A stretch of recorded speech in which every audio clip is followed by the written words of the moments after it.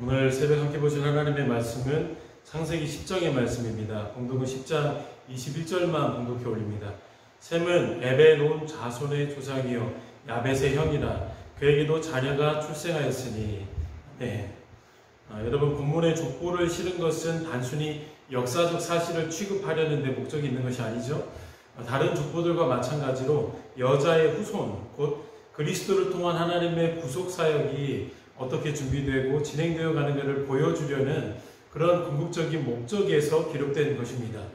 그래서 창세기 3장에서 선포된 여자의 후손을 통해서 그리스도께서 오신다는 것이 정확하게 성취될 것을 확인시켜주기 위해서 성경은 특별히 자손에 대해서 굉장히 큰 관심과 주의를 기울이고 있는 것입니다.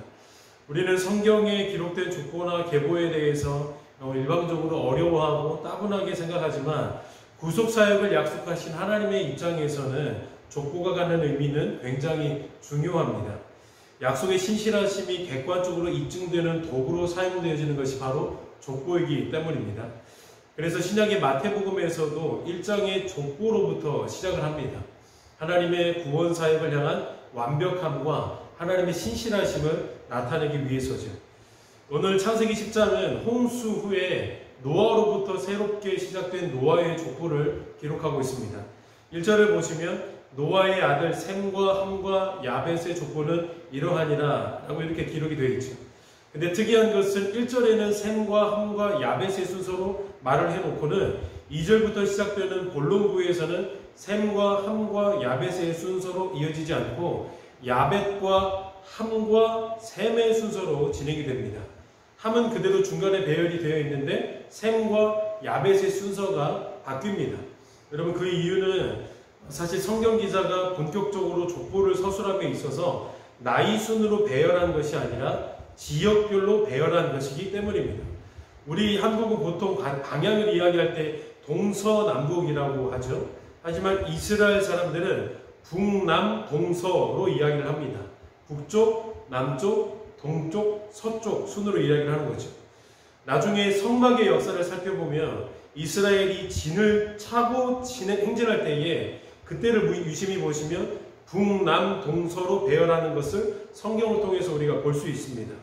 그래서 지금 이 족보의 배열에서도 마찬가지로 지역적으로 이스라엘의 북쪽으로 퍼져나간 야벳 족속을 먼저 이야기하고 다음에 남쪽의 함의 자손들을 이야기하는 것이고 또 마지막으로 가나안 동쪽 메소포타미아에 해당하는 셈의 후손들이 차례차례대로 언급이 되는 것입니다. 여러분, 그래서 본문 마지막 문단을 보시면 셈의 족보를 이야기하면서 뜬금없이 동쪽이라는 방향이 나오고 있는 겁니다. 30절, 그들이 거주하는 곳은 메사에서부터 스발로 가는 길의 동쪽 산이었더라. 여러분, 이해되시겠습니까?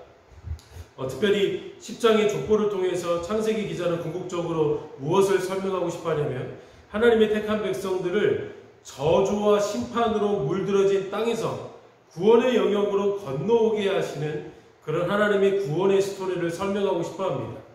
6절부터 보시면 함의 족보가 먼저 나옵니다. 함은 앞선 9장에서 아들 가나안과 함께 저주를 받았습니다. 그리고 그 함과 가나안의 족보에서 니므롯이라는 세상에 속한 용사가 나오고 또 10절의 기록을 보시면 그의 나라는 신할 땅의 바벨이라고 이렇게 기록이 되어 있는데 이 바벨이 세상이라는 땅을 의미하는 가장 부정적인 단어로 요한계시록까지 줄기차게 사용되게 됩니다. 11장에 넘어가면 곧바로 이 바벨이라는 단어가 하나님을 도전하는 단어로 곧바로 쓰이게 되죠. 그렇게 하나님을 대적하고 도전함으로 저주를 받게 된 그 땅과 그 영역에서 하나님의 택한 백성들을 구원의 땅으로 건너오게 하시는 사역을 준비시키고 있는 것입니다. 여기서 구속사적으로 굉장히 중요한 단어는 건너오다 라는 단어입니다. 하나님의 언약은 셈족을 통해서 성취가 되는데요. 오늘 21절부터 나오는 셈의 족보를 유심히 보시면 셈과 함께 독특한 인물이 한 명 더 거론이 됩니다. 21절, 셈은 에벨 온 자손의 조상이요. 함과 야벳의 족보를 이야기하고 서술할 때는 이런 구절이 없습니다. 근데 유독 셈의 족보를 설명함에 있어서는 에벨이라는 또 한 명의 인물을 성경 기자가 주목시키는 것을 봅니다. 왜 에벨이라는 인물을 셈과 함께 주목을 시키냐면 에벨이라는 뜻이 건너다라는 뜻을 가지고 있는 인물이기 때문이죠. 그리고 이 에벨의 족보에서 누가 나오냐면 갈대아 우르라는 우상의 땅에서 약속의 땅으로 건너오는 아브라함이 그 족보에서 등장합니다.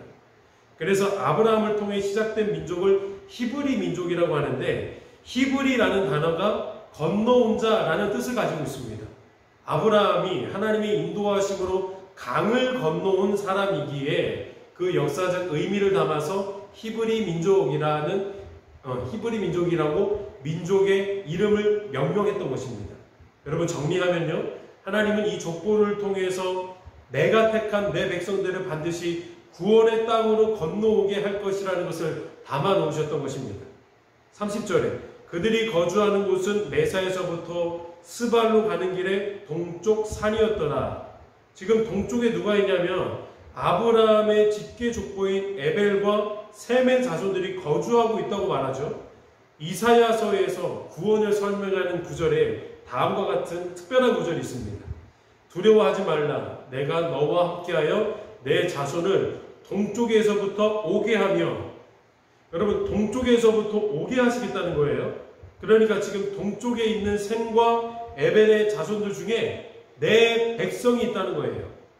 그 선택받은 백성임을 대표하는 사람이 바로 11장과 12장부터 본격적으로 이어지는 아브라함입니다. 그래서 아브라함을 통해 하나님이 가장 먼저 행하시는 사역이 동쪽에 거주하던 아브라함의 가족을 구원의 땅, 약속의 땅으로 불리우는 그 서쪽 가나안 땅으로 인도하시는 사역을 하나님이 가장 먼저 행하셨던 겁니다. 그래서 오늘 족보에서 유독 어느 쪽을 강조하냐면 동쪽을 강조했던 것입니다. 저주받은 함의 자손과 가나안 자손들은 이 땅을 6대주로 나누게 한 장본인들입니다.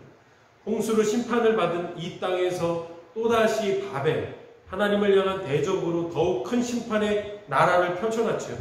하지만 하나님은 족보와 언약들을 통해서 그 심판의 땅에서 반드시 내가 택한 나의 백성들을 내가 구원의 땅으로 건너오게 하시겠다는 그 절대적인 의지를 우리에게 보여주고 계시는 것입니다. 사랑하는 여러분, 오늘도 구원을 향한 약속과 또 언약에 신실하신 하나님을 향한 감사가 충만하게 고백되어지기를 소망합니다. 그리고 그 구원을 신실하게 이루시는 하나님을 예배하는 그런 예배자의 삶이 우리 삶에 가득하게 되기를 축복합니다. 하나님, 오늘도 말씀하신 주님을 찬양합니다. 우리를 구원하신 그 하나님의 신실하심을 매 순간마다 경험하게 하시고 그 약속 앞에 우리도 하나님 앞에 신실하게 반응할 수 있는 복된 존재도 되어질 수 있도록 성령의 충만함을 허락하여 주시옵소서. 예수님의 이름으로 기도드립니다. 아멘. 함께 공동의 기도의 제목과 각자의 기도의 제목을 가지고 기도하겠습니다.